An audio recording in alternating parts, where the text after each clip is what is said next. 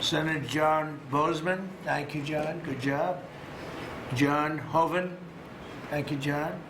And Deb Fisher, thank you very much. As well as Representative Austin Scott, who's been with us right from the beginning. Thank you, Austin, good job. I'm delighted to announce this afternoon that the United States will be taking a small portion of the hundreds of billions of dollars we receive in tariffs. We are making a lot of money from countries that took advantage of us for years. They took advantage of us like nobody's ever seen. Our deficits are way down because of tariffs. I guess because of the election, because without the election you wouldn't have tariffs. You'd be sitting here losing your shirt. But we're taking in billions. We're really taking in trillions of dollars, if you think about it, Scott, because the real numbers, you know, when you think of all the money being poured into the country for new auto plants and all of the other things, AI. So what we're doing is we're taking a relatively small portion of that, and we're going to be giving and providing it to the farmers in economic assistance. And we love our farmers, and as you know, the farmers like me, because you know, based on voting trends, you could call it voting trends or anything else, but they're great people. They're the backbone of our country. So we're going to use that money to provide $12 billion in economic assistance to American farmers. $12 billion is a lot of money, Meryl. What do you think? Peanuts for you, though, right? Peanuts. She's a farmer of rice. This relief will provide much-needed certainty to farmers as they get this year's harvest to market and look ahead to next year's crops, and it'll help them continue their efforts to lower food prices for American families. And again, we inherited something that we inherited the worst inflation in the history of our country, and we're taking care of it. Farmers are an indispensable national asset, part of the backbone of America.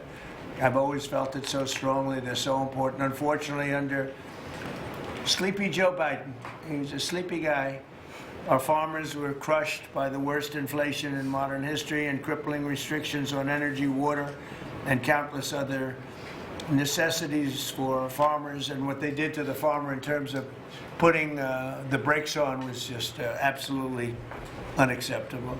In my first term, we had an agricultural trade surplus by a lot. We had a big surplus, meaning we were exporting American agricultural products all over the world, making a net profit, and in many cases a very substantial profit. He came in and ruined it.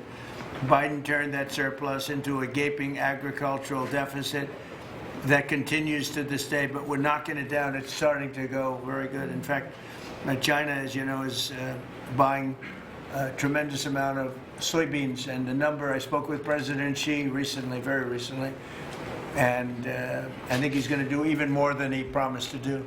So I think the relationship is a very good one. I think he's going to do more than he promised to do, and what he promised to do is a lot. So we're very happy with that. In the last year, Biden bankruptcies rose by 55%, having to do with farms. So farm bankruptcies under Joe Biden went up 55%. That's not good. But now we're once again in a position where a president is able to put farmers first, but unfortunately I'm the only president that does that. On day one, I terminated the Green New Scam.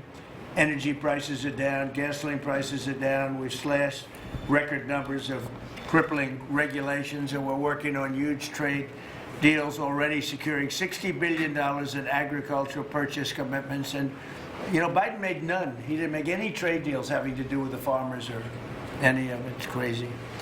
China committed, he was the worst president in the history of our country, by the way, in case anybody has any questions. China committed to over $40 billion of soybean purchases, and that's a commitment. And I asked President Xi if he could even up it. And I think he'll do that. I mean, not a commitment, the $40 billion is a commitment, but the soybean farmers are quite happy. Since my successful meeting in South Korea with President Xi, purchases have been made and soybeans are being exported out of the United States to China as we speak. And I say that our soybeans, I told this to President Xi, our soybeans are more nutritious than competitors.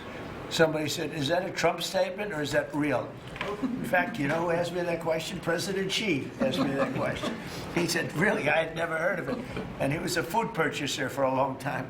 But that's what I hear. And Japan agreed to $8 billion in purchases of corn, soybeans, ethanol, fertilizer, aviation, biofuel, and rice. You know, Japan never bought rice from anybody else. It's like a very important thing to them. And they agreed to buy rice, okay? Absolutely. So I also proudly signed into law the largest tax cuts in history, and the one big beautiful bill, the monumental tax relief bill that is benefiting very, very strongly, benefiting the American farmer. And I think also for farmers, we have, as you know, and we got this, the estate tax, or the death tax as they call it, on farmers, on small businesses. You don't have to pay it anymore. A lot of farms, would you love your children, and your children are great, and they want to be farmers, and you leave the farm with your children, and a lot of farms are, sort of cash poor, land rich, cash poor, and the kids would go to the local bank or to any bank, and they'd borrow money to pay the estate tax, and they'd end up losing the farm. They go bankrupt, and a lot of death too. Literally, because they love their farm and they love their business and they love that way of life, they end up committing suicide. A lot of suicides. We have no more estate tax. How about that? Do you have children? I do. Well, let them know. Now, if you love your children, then it's good. If you don't love your children, you don't have to leave them anything. It doesn't matter what I just said. They're still young. I still love them. I have a feeling you love your children. I still love them. I have a feeling you love your children. But the estate tax is a very big thing, so you don't have estate tax. You die, you leave your farm or whatever, or small business to your children, you don't have to pay estate tax. It seems to affect the farmer more than anybody else, because you can have a farm that's very valuable, and therefore you have to pay a big tax, but it's not a big value in terms of cash. Maximizing domestic farm production is a big part of how we will make America affordable again and bring down grocery prices for American families. And again, these are prices that we inherited. When I left, we were doing incredible. In 4 years, what they've done to this country in so many, and not even mentioning the border and the criminals allowed into our country and all of the other. So I just want to say it's a tremendous honor being with you. I'd now like to ask Secretary Rollins to provide some of the details, followed by Secretary Bessent, Director of the National Economic Council, Kevin Hassett, Senator Bozeman, Representative Scott, and then we go to a couple of the farmers' representatives, but we'll all get involved a little bit. You can speak. Anybody is shy to speak in front of the press, and I don't blame you if that's the case, but farmers, Court Holub and Merrill Kennedy will say a few words also, and then we'll have a little discussion, okay? Madam Secretary. Thank you to the greatest boss in the world for a long time now. It's just an honor to be here. I'm going to keep my comments very short because I really want to make sure that you and the world gets to hear from our farmers. So a couple of quick points. Number one, this country and our farm economy is facing a crisis that we inherited that most of these farmers have not seen in their lifetime. Profitability is down. It's just one crisis after another. When we came into office, or when you did and you were sworn in on January the 20th, as you mentioned, not one new trade deal had been struck in 4 years. The cost of inputs for our farmers, fertilizer up 36%, manual labor up 47%, interest rates up 73%. When you combine the cost of inputs for our farmers married to no new trade deals, and then you're facing an administration whose priorities were DEI, climate change, putting the farmer aside. I mean, it was an absolute war on agriculture and on our rural communities. That all changed on January 20th. So as, sir, we are working, and you have been just so resolute. I mean, these are our people. Rural America is the fabric of our country. This is the way of life that preserves the American dream for the next 250 years as we celebrate the first 250 years. So we began to go to work immediately. What these elected officials sitting across from us did with the One Big Beautiful Bill, with a lot of help and direction from you, was the largest investment in rural America in any of our lifetimes. We will begin to see that effectuated next year in 2026. As we have fought to bring input costs down, you have talked about, and even this weekend did an executive order, signed one, on looking into the reason that so much of these costs have been driven up over and over. Equipment, again, fertilizer, seed, et cetera, et cetera. We have to make sure we understand why that is. And then the continuing of the additional trade deals across the world. And no longer will America be held and beholden to the regime of other countries' tariff infrastructure. Instead, we are moving our products out across the world. Having said that, and we have been listening to the farmers for the last 10 months, 11 months, sir, that the bridge that is needed to get from the last administration and what basically happened under the last president and the last U.S. Department of Agriculture to this new golden age for farmers, where instead of farming for government checks, they can farm to feed their family and sell their products and pass it on to the next generation, that this bridge is absolutely necessary based on where we are right now. So as the president said, we are very pleased to announce that today we are going to be effectuating an $11 billion bridge payment to our farmers. The money will move by February 28th of 2026, but by the end of this month, so just in the next couple of weeks, every farmer that is able to apply for it will know exactly what that number looks like. So as you are going to your lender, as you are working to ensure and understanding what you can plant for next year, you will have that number in hand. And we will continue to talk to our farmers, continue to understand exactly what this looks like and what is necessary. The final thing I'll say is, 12 billion. Well, we're holding $1 billion back. So today we are announcing $11 billion. We are holding $1 billion back just to ensure that we are covering. So today's announcement covers all of our row crops, but some specialty crops and others that we are still working with to best understand where they are in the farm economy and ensure that we're making every forward-moving position that we need to. And then finally, as we move to this new golden age for agriculture and for rural America, as we continue to fight for these farmers and ranchers, their way of life, and those that are represented here represent hundreds of thousands of farmers across this country. Just know that this president, I have never been around anyone who every time we talk, he asks, how are my farmers? Every single time. So we will never stop fighting. We will make sure that we're doing everything we can to ensure the next 250 years is just as bright, if not brighter, than the last. So thank you, sir. Brooke. Thank you. And this money would not be possible without tariffs.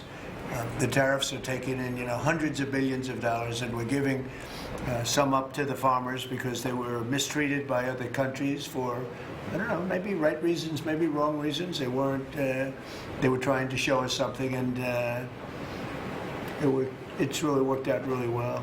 But because of the tariffs, this is possible. The other thing I'd like to add before going to Scott, and I think it's very important, we're going to also give the tractor companies, John Deere and all of the companies that make the equipment, we're going to take off a lot of the environmental restrictions that they have on machinery. It's ridiculous. I know because I buy a lot of that machinery for different things. We have a lot of big clubs with, hundreds, thousands of acres. And I buy a lot of stuff, and you buy it, it's got so much equipment on it for the environmental, it doesn't do anything, except it makes the equipment much more expensive and much more complicated to work. And it's not as good as the old days. And we're going to take a lot of that nonsense off of the equipment, which is going to reduce, and we're going to do it, and we're going to say you're going to reduce the prices. We're not going to do it and they're not going to reduce. They're going to have to reduce their prices because farming equipment has gotten too expensive. And a lot of the reason is because they put these environmental excesses on the equipment, which don't do a damn thing except make it complicated, make it impractical. And you really have to be, in many cases, you need about 185 IQ to turn on a lawnmower.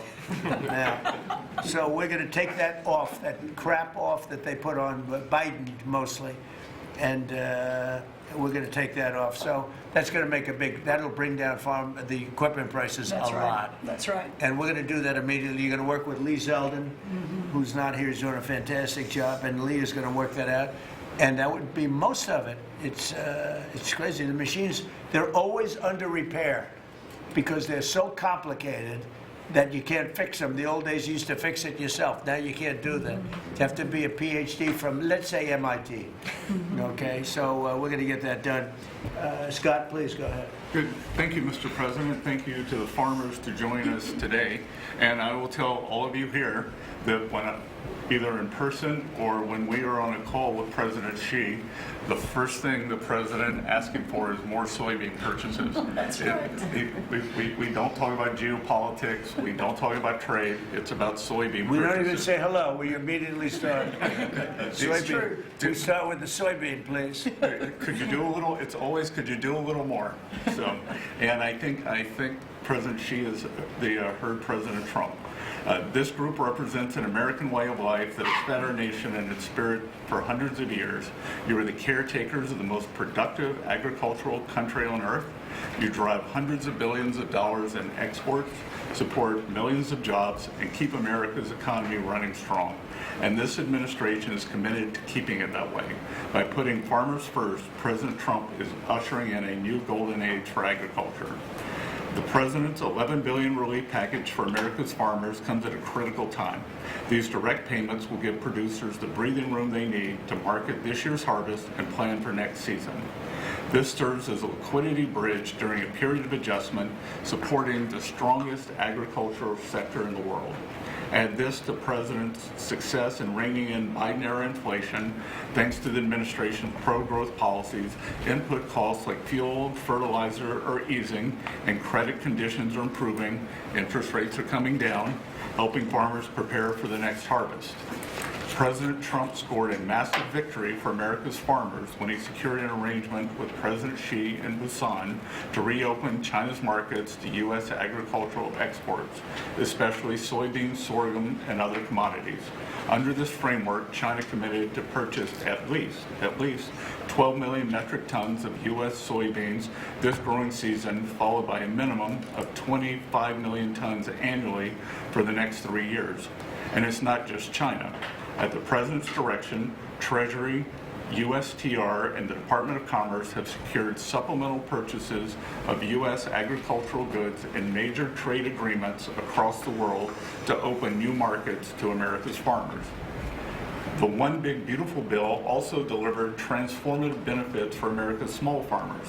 It locked in full expensing for farm equipment and 100% expensing for farm structures built during the President's term.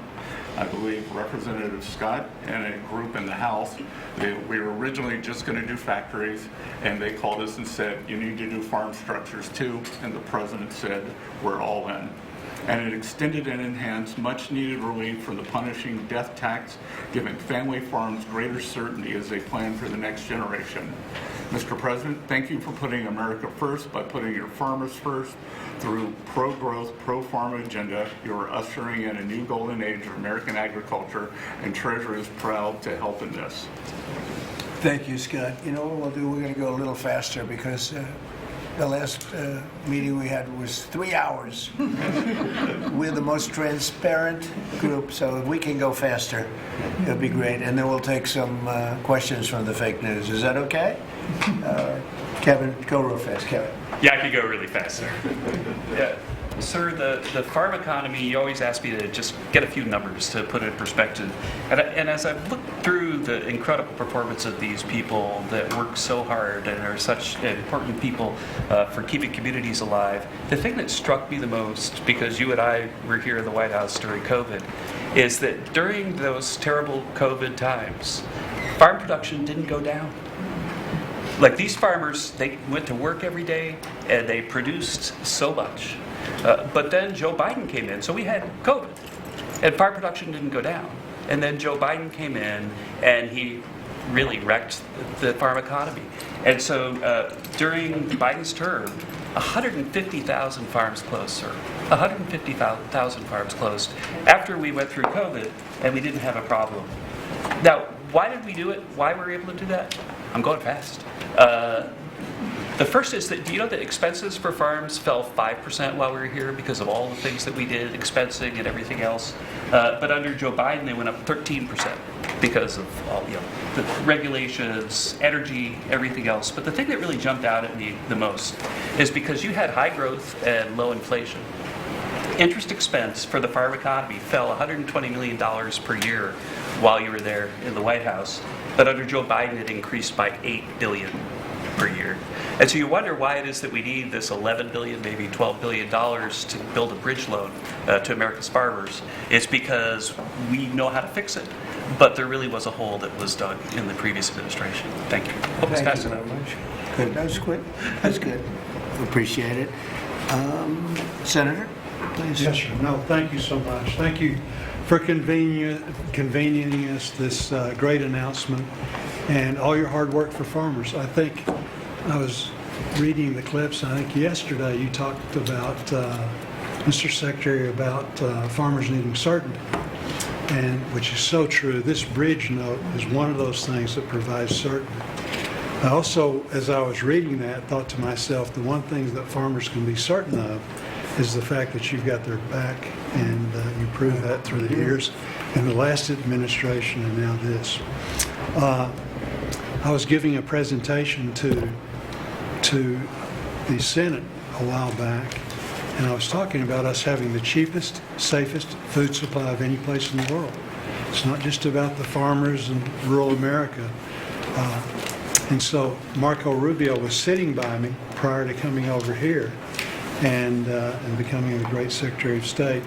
But he punched me and said, "John, always remind him," he was head of the Committee on Intelligence, and he punched me, he said, "Always remind them, food security is national security."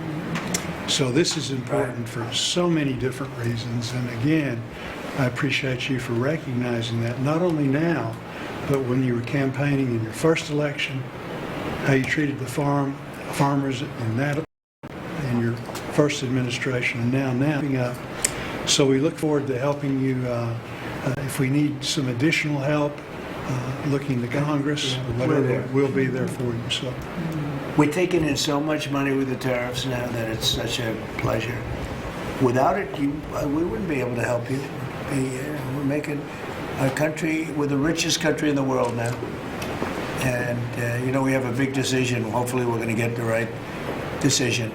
It's such a big thing in the Supreme Court right now. We have a lot of bad people opposed to us, people that hate our country. Other countries are involved, some real sleazebags that I know, political sleazebags. And they're trying to take that away from us. And we have other methods, but they're not as powerful. They're not as quick. Some of the wars that I solved wouldn't have been solved using those methods. So it's a very important thing, the tariff. The decision of the Supreme Court's a very important thing. And Scott, we can do it other ways, but it's slow and it's cumbersome, and it doesn't have the power. It doesn't have the national security power that what we have. So I hope we're going to be successful. That's all I can tell you. Austin, please. Thank you, John. Well, first of all, President, thank you for the selection of Brooke Rollins as Secretary of Agriculture. That was a big first step. You want to keep her? Absolutely. can I Absolutely. butt in and second that? She's not only her, but her staff does a tremendous job. I agree. And Remember really eggs? do Remember we came in and all she does. Absolutely. the people in the media, I'm going to be nice, people in the media were 3 days into office, Susie, right? They're saying egg prices are up like 90% more than that. And I said, I just got here. I didn't know about it. Anyway, she got those prices down to below what they were before. She's doing a great job. Now beef is starting to come down, and some other things are starting to come down. Again, we inherited these problems, but we're getting them down. Go ahead, please. She's a fact-based decision maker, and the egg issue is where I learned about her. She said, we're not going to use a vaccine that doesn't work. We're going to develop a vaccine that does. Right. And that is 100% what it takes. And so we have to make decisions based on facts. And President Trump, the trade issues, I want to thank you for exposing what other countries are doing to us. Yep. I want to mention one specifically for the benefit of Kevin and Scott. I hope they're paying attention to it. But the European Union deforestation regulation, where they are imposing on our landowners rules that were established for Brazil, and now they're telling the American farmer what they can and can't do on their own land through this European Union deforestation regulation. Now, what does it tell? Explain that. They are telling the American farmer that if their timber is cut and they are going to use that land for pasture land or for production agriculture, that they will not take the timber or the byproducts from the sale of that timber. And I have talked with James a little earlier about we need to make it clear to Europe, Mr. President, If you could give me a 2-paragraph statement on that, I will give that to them, and they will do what they have to do. Yes, sir. We're always helping them, and they do this kind of stuff, and they pass little regulations that cost billions of dollars. It takes them 2 minutes to do it. They do it. Very tough, no good. You give me a couple of paragraphs. That's all. We don't have to do a lengthy study, and I'll get that changed fast. Okay? Thank you very much, President. We love you. It's incredible. It's incredible. I mean, every day it's something else. A country that can't feed itself doesn't know what freedom is. And so thank you for making sure that our farmers have the tools that they need so that we as a country can feed ourselves. Well, just what you said to me about, the European Union. Now, that guy's the European Union, right? We have to be able to act quickly with tariffs. We can't just, go to a committee, go to a study that takes 7 months and talk. We got to be able to act quickly. So thank you very much. Thank you. John? So, thank you. I think that's the message from Farm Country is thank you very much. In the Working Family Tax Relief Act, or as my young staffers call it, OB3, there is a tremendous amount for farmers and ranchers. You mentioned the credit as far as estate tax, which is so important, you analyzed it just right. But also in there, we enhanced ARC and PLC, which is a countercyclical safety net, thanks to the strong leadership of Senator Bozeman and our colleagues in the House. We also included the Farmer Act, which was my bill to make crop insurance more affordable. These tools will kick in next year, Mr. President, in a big, big way for our farmers. Big time. And people aren't even really looking at it yet. But it's going to be a very big deal. So today is all about bridging to get there. And I want to thank Secretary Bassett and Jameson Greer. They're tremendous. And they're negotiating hard out there for farmers and ranchers. And I know it's because you're setting the tone. But this is that bridge. And so we need to come back to Secretary Rollins. Thank you. Your leadership on this was vital. And Mr. President, you're right, they love you in Farm Country out there. All you have to do is drive out and see the flags and The signs all over the fields. on the hay bales, right? It's a great honor. They're great So, people, the best people. This is really important. Really important for our farmers and ranchers. Thank you very much. Hey, you're doing a great job too, John. Thank you. And whatever we need, we get through the Senate, we get through the House, we'll get it done. I think we'll start maybe with Court Hollow, and you come from Yeah. that place that I'm very happy with. I hail from the great state of Iowa. I'm surrounded here by some of the greatest farmers in the area and from across the country. Anything from rice farmers, we've got all sorts of cotton farmers, everything. Everything is here represented so well. And first off, from me, I want to say thank you for this bridge payment. It's Christmas early for farmers. And just to kind of have an icebreaker here for the story, I've got a 2-year-old little boy at home. 2-year-old little boy and a 4-month-old little girl.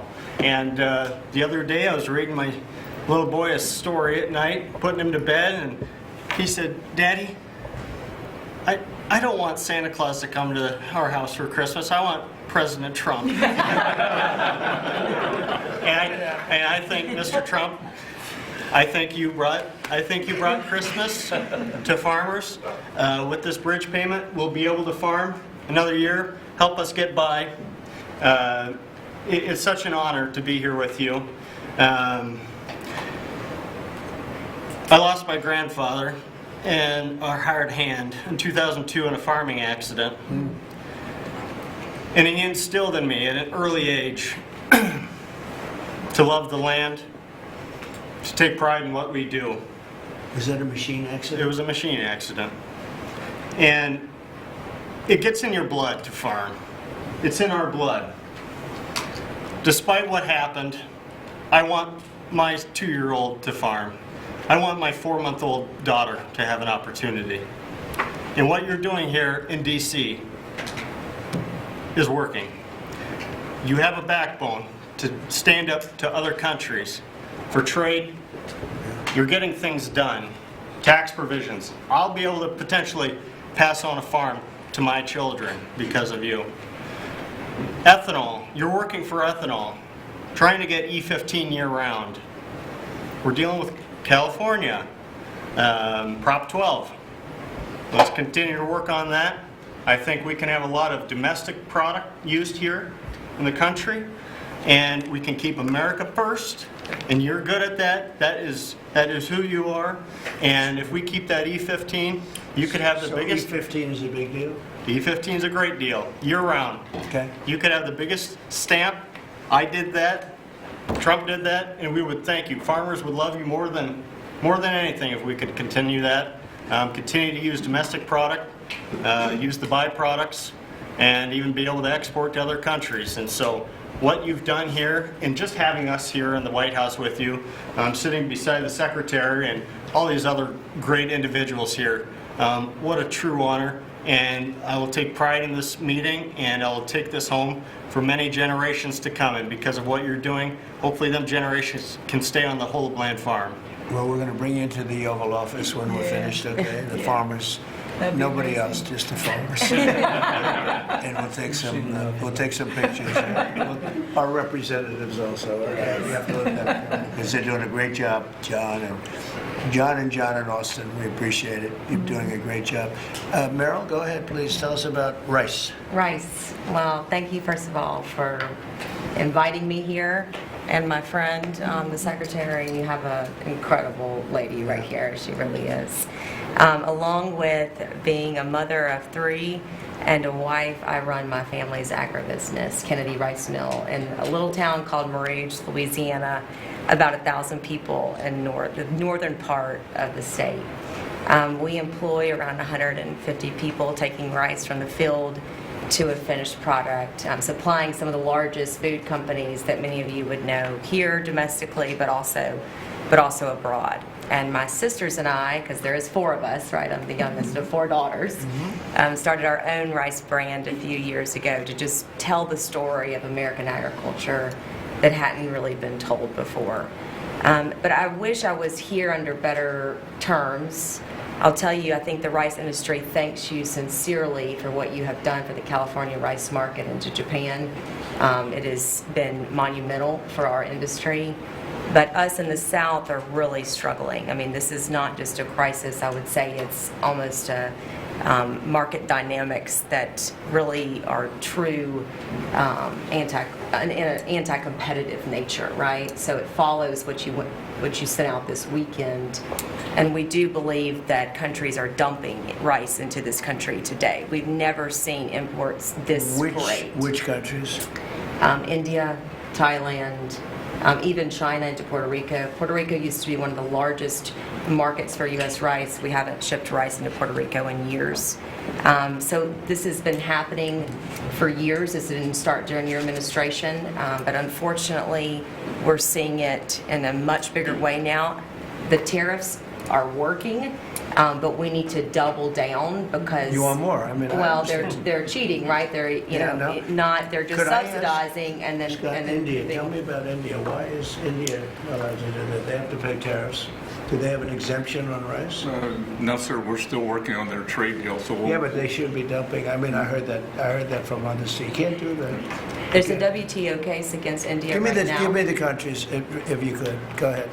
India. Who else? So Mark it India, down. Which is good. Yes, sir. India, Thailand, China into Puerto Rico, not into the continental U.S., but into Puerto Rico. Those are the main culprits. So Puerto Rico used to do a lot of business, and now you're 100% Puerto Rico was U.S. based, all right. and So now easy to it's, set up. Okay. but there's others too, and I can get you a full list. Get as me well. a full list. Yeah. Of course I can. All right. So. Go ahead.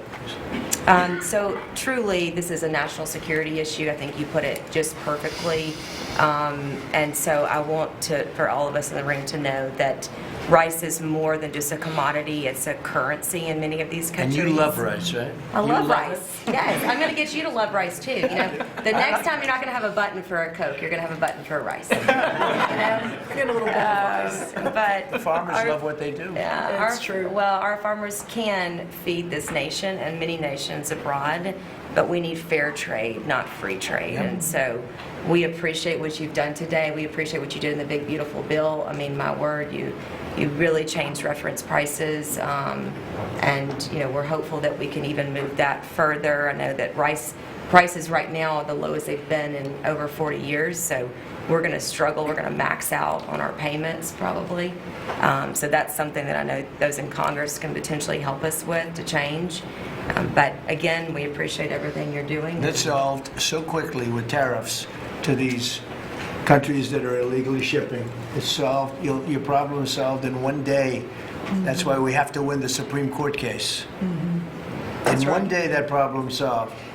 It's so unfair. They go out of business. They put everyone out of business. That's what they did to our car industry. We lost more than 50% of our car industry because of that. We lost our chip industry. It went to Taiwan because of that. If you had a president that said, no, you can't do that, it's 100% or 200% tariff on chips if you make them outside of the United States, we would have never lost our chip industry. But we're going to have 40 or 50% of it back very shortly because they're all coming in now from Taiwan. They're building chip companies. But it's the same thing with rice. Thank you, darling, Yeah, very much. thank Really you. nice. Well, it'll be good. And we'll Thank you. get it solved very quickly. We just need the countries. We just give us the names of the countries. Yeah.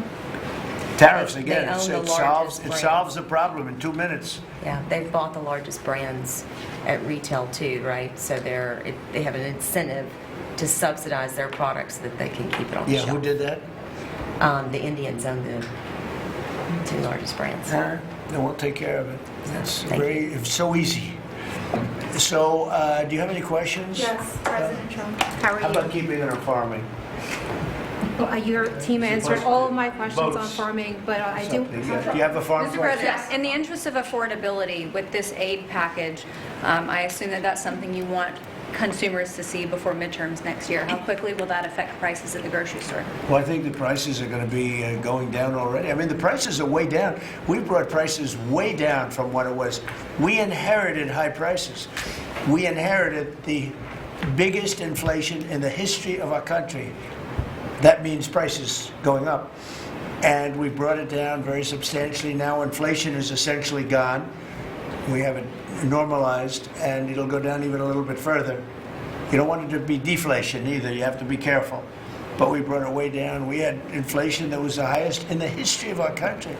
They say 48 years, but I say the history. 48 years is pretty bad too, right? So we're solving those problems. President Trump, We're would bringing you- them way down, yeah. Would you consider MAHA incentives for farmers that go by MAHA guidelines?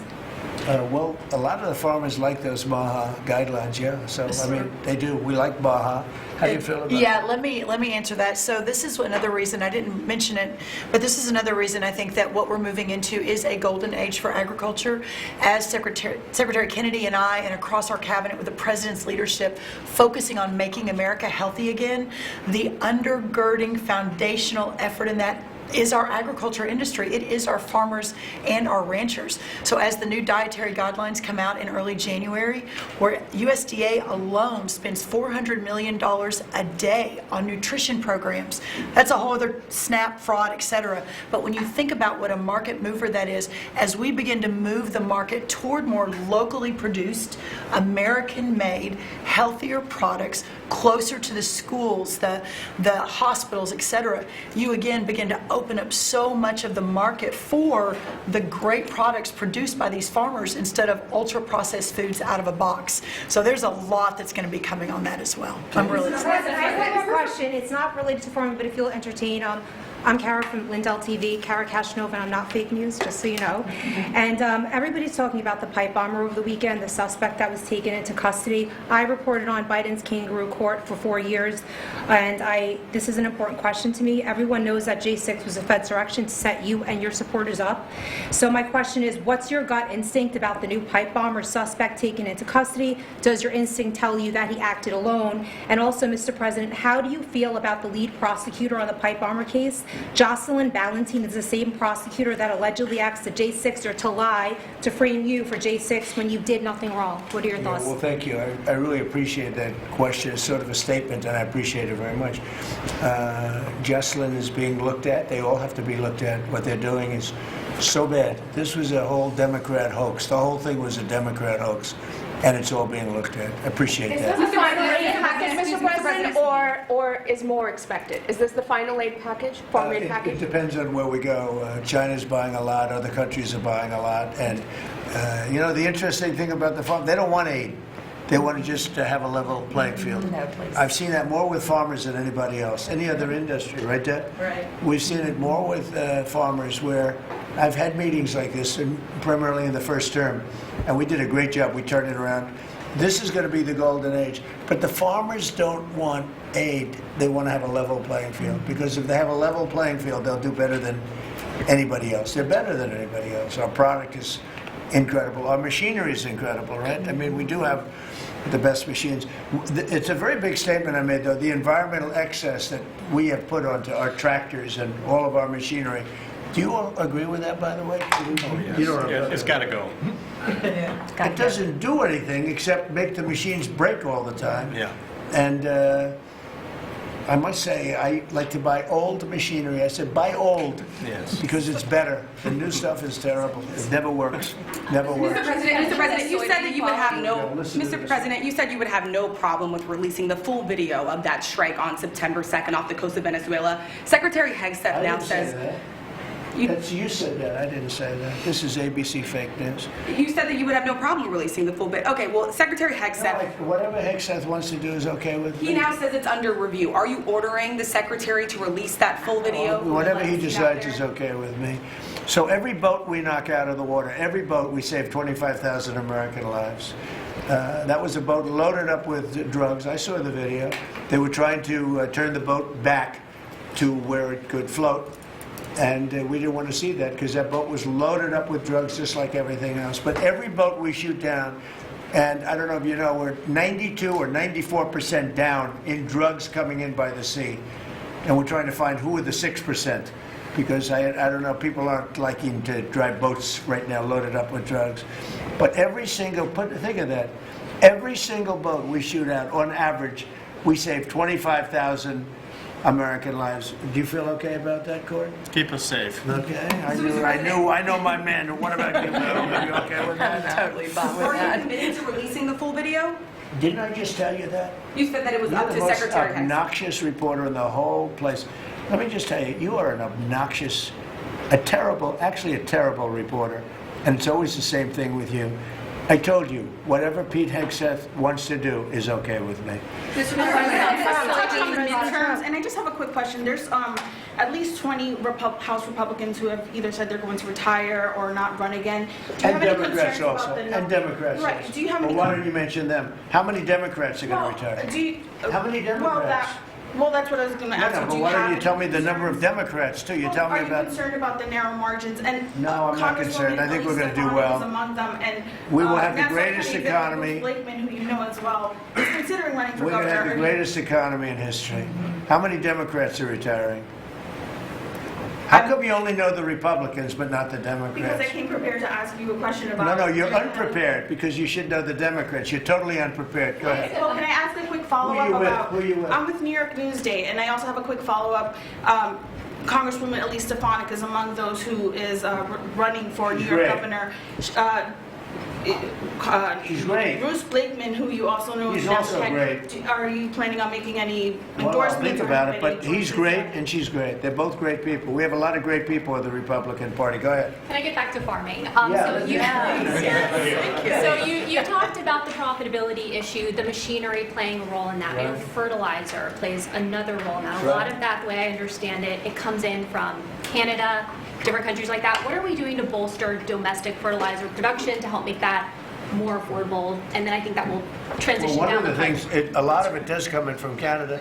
does. And so we'll end up putting very severe tariffs on that if we have to, because that's the way you want to bolster here. And we can do it here. We can all do that here. But I would say what you do, you put very severe tariffs on from coming into other countries. You'll be making your own fertilizer very soon. In fact, Secretary Burgum, this cabinet is so remarkable. Instead of just seeing each other every month, we're literally talking every day, multiples of times a day. But our Secretary of the Interior, I, and Secretary Besson and others, we have a whole plan in place, including the reshoring of fertilizer and the opportunity to do it in America. Having said that, we've also, per the President's guidance, issued a directive. These fertilizer companies, the seed companies, the equipment companies, all of the above, as our farmers have struggled year over year, the meat packing companies continue to make, a lot of money, hand over fist, a lot of foreign-owned companies. So that's why the President has been very unequivocal in saying we got to figure out why all these input costs are skyrocketing and all of our farmers are struggling, which we're going to do. So That is a when they great take- question and When very they take important. like fertilizer out of the country, all of a sudden we don't do it anymore. Then they start charging and sending in, very high prices from other countries, whether it's Canada or somebody else. We're not going to let that happen. Okay? Mr. President, on the billion quality of foreign produce, you spoke about soybeans and how the quality here in the United States obviously is a lot better. That's what I've heard. Yeah, is the default of this administration, because that's an issue I understand with root vegetables, citrus as well, is the default of this administration that even if it's a little bit more expensive homegrown, you will choose homegrown over cheaper produce abroad? I like homegrown. Some things we can't grow because we don't have the heat. There are some things, little delicacies, or maybe not such delicacies, but they grow better in warmer climates, very warm climates actually. But for the most part, I like homegrown. And Mr. President, thank you. One on this announcement and then one on foreign policy, if I may.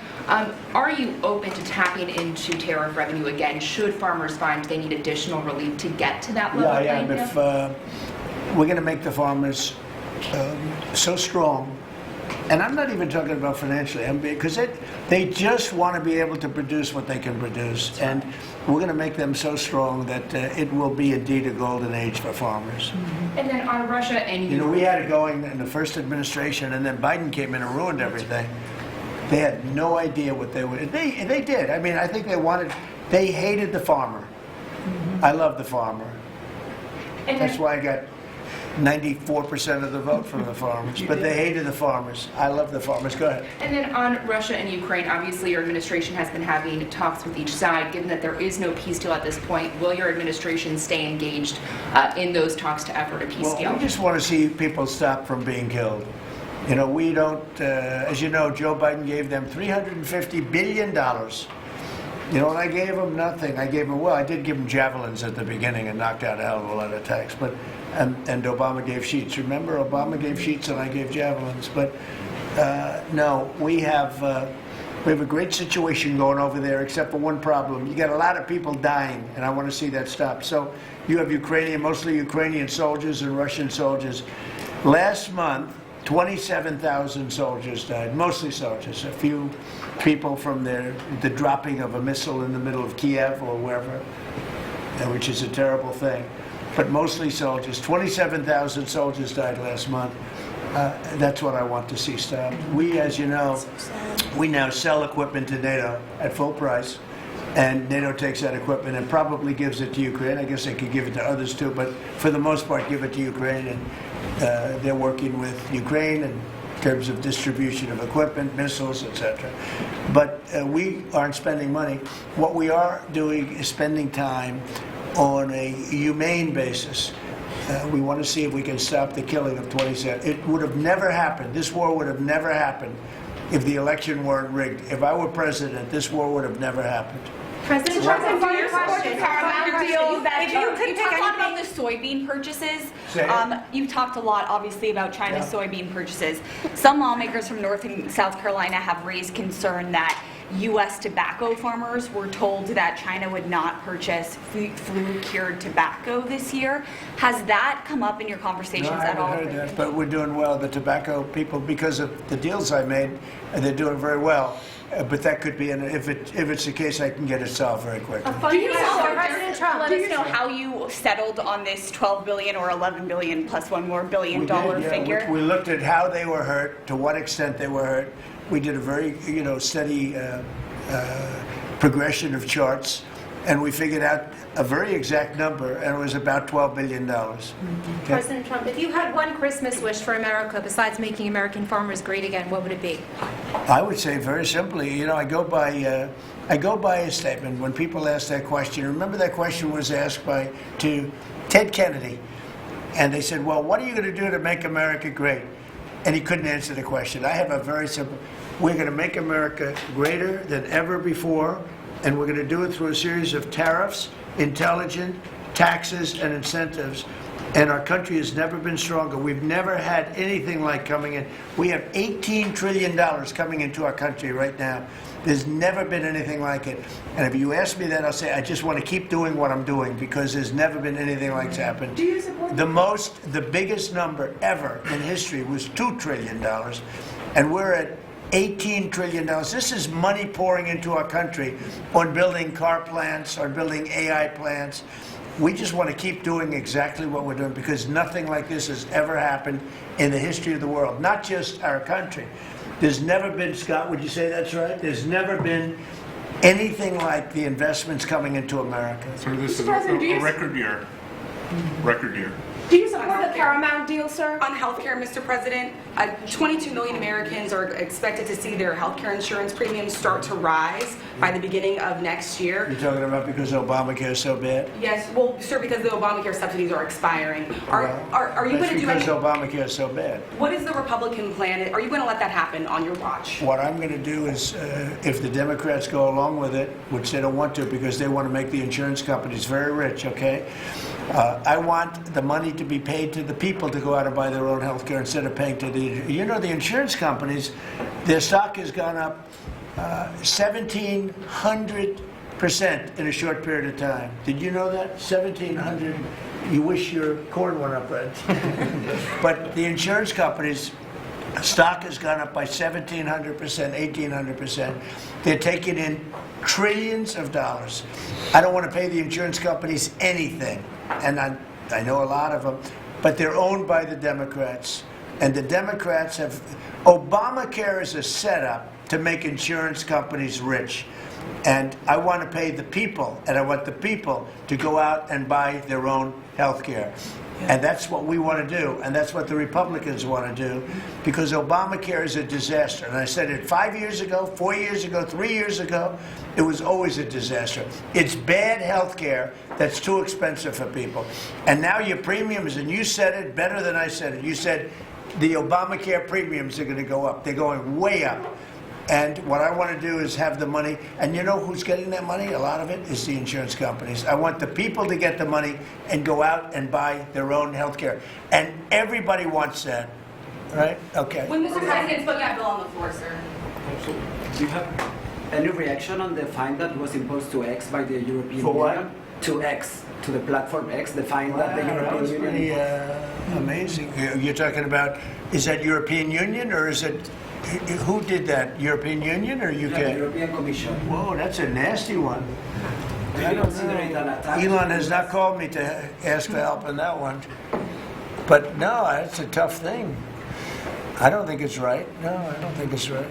I don't see, you know, how they can do that. No, I'm not. I'll speak about it later. I'm going to get a full report on it. Look, Europe has to be very careful. They're doing a lot of things. We want to keep Europe, Europe. Europe is going in some bad directions. It's very bad for the people. We don't want Europe to change so much. They're going in some very bad directions. That was a big thing. You directed a review of the childhood vaccine schedule, possibly to match what is on par with peer nations in Europe. Would you support ending federal mandates and just making those recommendations for schools? You're going to have to say it again. As far as the vaccine Louder. As far as the vaccine schedule for children, would you support ending the federal mandates and making it optional for schools? Well, we're looking at a lot of things having to do with vaccines and with the different. I think we take like 88 different shots all wrapped up in one big glass of stuff like that. And we're going to be reducing it very substantially. Do you support the Paramount It'll be safe, bid, Mr. President? but we're going to be reducing it very Do you substantially. support the Paramount bid for Warner Brothers that came I don't this know enough morning? about it. You spoke about Netflix last night, saying you have concerns about them. I know the companies very well. I know what they're doing, but I have to see what percentage of market they have. We have to see the Netflix percentage of market, Paramount, the percentage of market. I mean, none of them are particularly great friends of mine. You know, I want to do what's right. It's so very important to do what's The right. Paramount deal is supported by Jared Kushner, Mr. President. Would that impact your decision? If Paramount is, no, I don't know. I've never spoken to him. He's really trying to work on Gaza. I think his primary thing is Gaza. If you're making house visits on Christmas Eve, as he suggested, does the Beast need to be fitted with sleigh rails? You want to answer that question? Absolutely. We should put sleigh rails on the Beast, yes. Madam Secretary, do you support that? Go ahead. That Republican plan that you just talked about when it comes to health care, when do you expect Republicans to put that We're on? looking at it very strongly, and we're also going to the Democrats and asking them to do it. The Democrats want to make the insurance companies rich. They're all paid off by the insurance companies. A tremendous amount of the insurance company funding goes to Democrats. Why don't you ask that question of the Democrats? Because I would love to do it. I'd love all of the money to go to the people. They go to the people. You know, I put that out 2 weeks ago. It became #1 viral. People love it. I want the money to go for healthcare, to go to the people and let the people buy their own healthcare through an account. They can buy their own healthcare. And everybody loves it, except for the Democrats. And you know why they don't? Because they're paid off by the insurance companies. Okay, what else? Yeah, Alina Habba says she's stepping down as U.S. Attorney for the District of New Jersey after the courts disqualified her. Do you have any comment on that? Well, she's not disqualified. You've got a blue slip thing that's horrible. It's a horrible thing. It makes it impossible to appoint a judge or a U.S. attorney, and it's a shame. And the Republicans should be ashamed of themselves that they allow this to go on, because I can't appoint a U.S. attorney that's not a Democrat, because they put a block on it. So if you appoint in Virginia or in New Jersey or in California a U.S. attorney or a judge, I mean, a judge situation is ridiculous. The only people that you can get by are Democrats, because they will put a hold on it.